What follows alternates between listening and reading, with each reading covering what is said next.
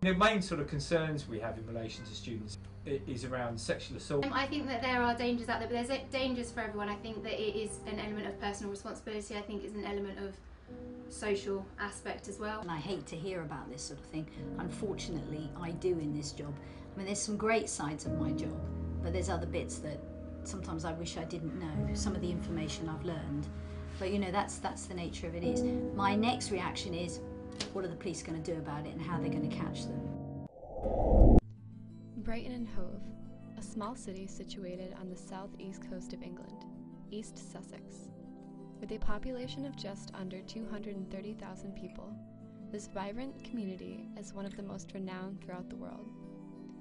The city is home to 2 universities, which makes Brighton and Hove predominantly a student-based community.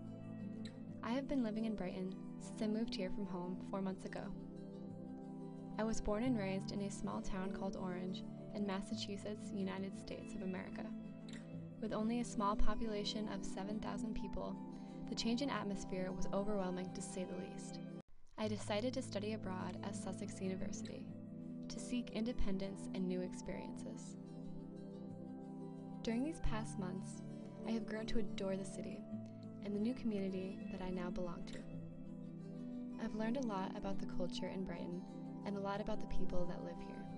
Brighton has a diverse range of clubs and bars, and I've learned that the nightlife is an important factor to the student life. I began to hear stories from other students about young girls my age being sexually assaulted after nights out. Questions about sexual assaults, policing and crime, and most importantly, my own safety, repeatedly ran through my mind. I couldn't stop thinking about it.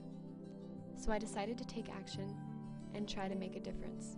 I wanted to begin by asking students around campus about safety, crime, and policing issues, in order to build a better understanding of how they feel about the topic that needs to be addressed.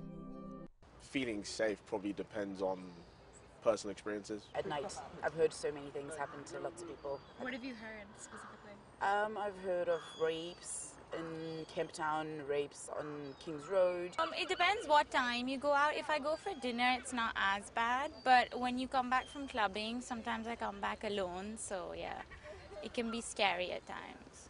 When you're clubbing, like, are you ever scared at night, like, for your safety? Usually when I go out, I'm with a bunch of friends, so I feel pretty safe as long as I'm with people, but I don't think I would ever just go out by myself. I feel quite safe. Like, there's always police about and stuff, so it's fine.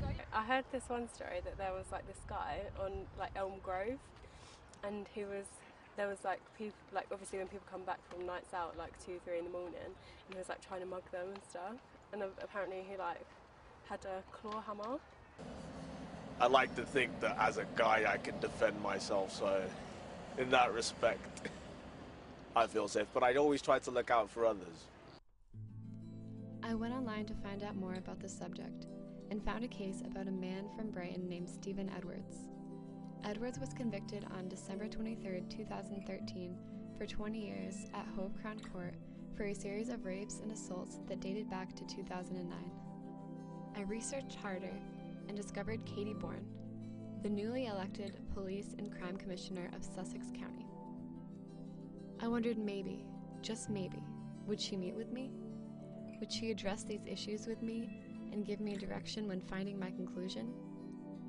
As I waited patiently, eventually I received a reply.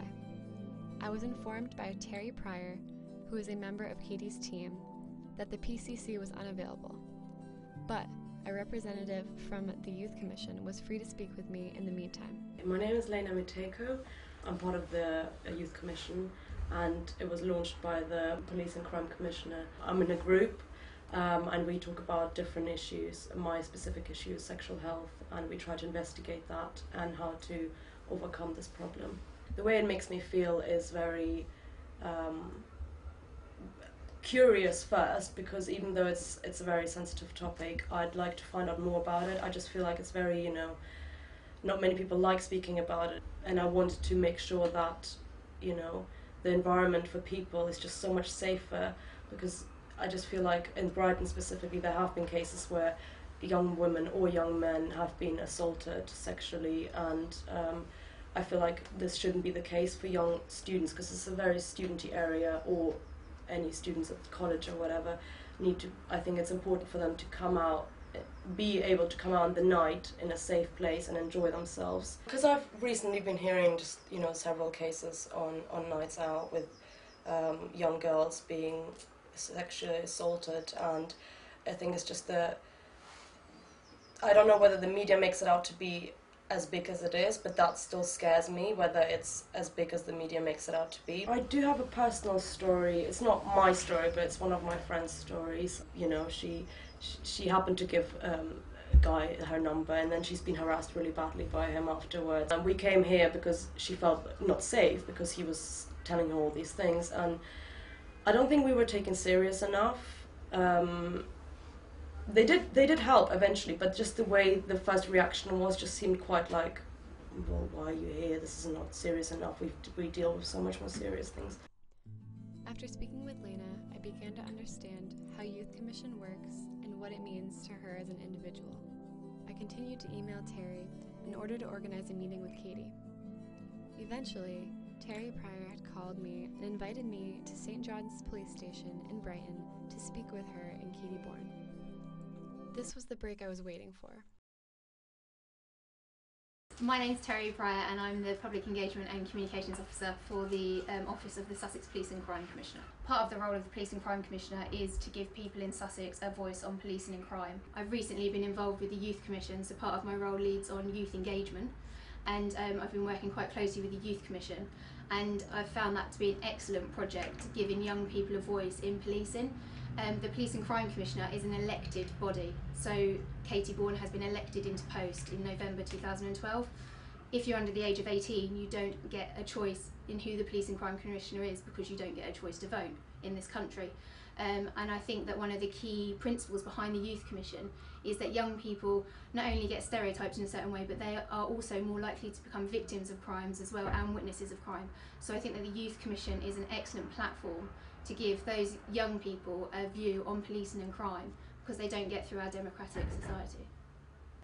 I'm Katie Bourne, and I am the Police and Crime Commissioner for Sussex. So I represent the biggest reform to policing that this country's ever seen. I am directly responsible to the people of Sussex. That's 1.6 million people across the county.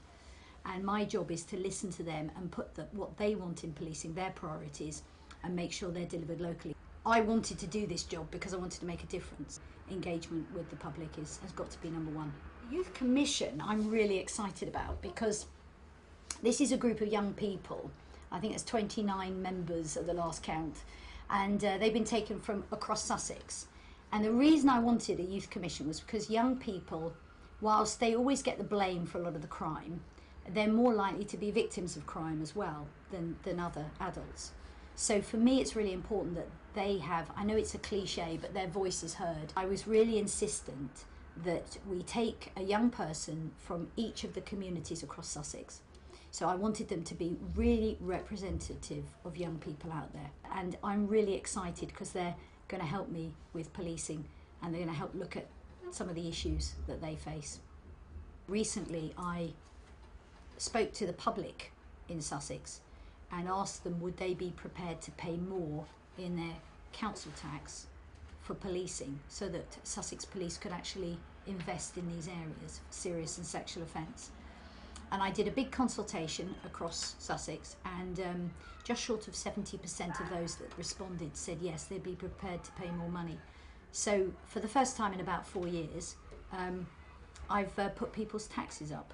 And believe you me, I don't like doing things like that. But this in particular is so important, because it is absolutely devastating for somebody's life, not just for the victim.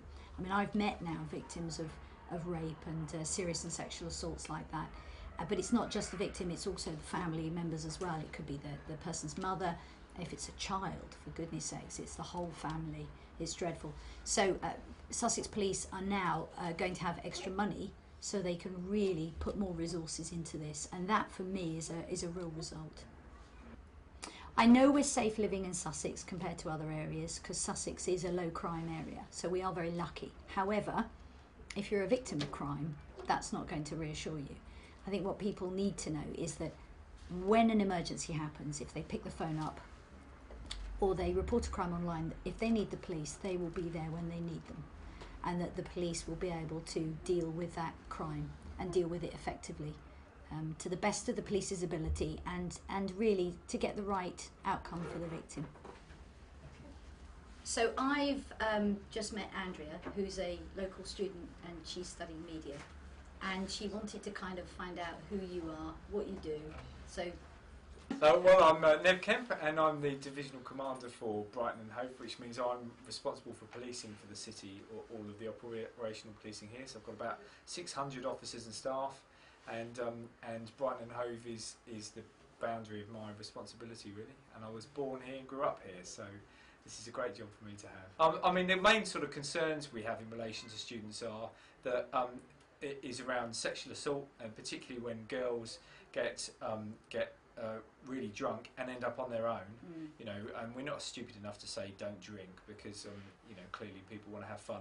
But it's when they end up on their own and get themselves into a vulnerable position that somebody takes advantage of. That worries us. We know Brighton is a place to, with a lot of students, people want to have fun there, and we're not trying to be boring and grown up. Actually, we want them to enjoy the city and have a safe, enjoyable time here. And we do understand what being a student is like, and some of the challenges and difficulties around it. So, brilliant. Yeah. Okay.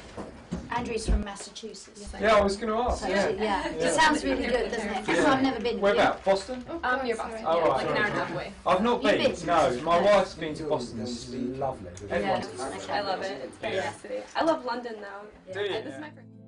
I did not solve any crimes by talking to Katie and her team, but I went out and spoke with them, and that's the first step. I heard first-hand professional perspectives on crime and sexual assault, and discovered exactly what is going on to prevent them. Most importantly, I learned that the youth do have a voice in this community, and if you have questions about something, you will be answered. So get up, open your mouth and let it out, and have a say in your own safety.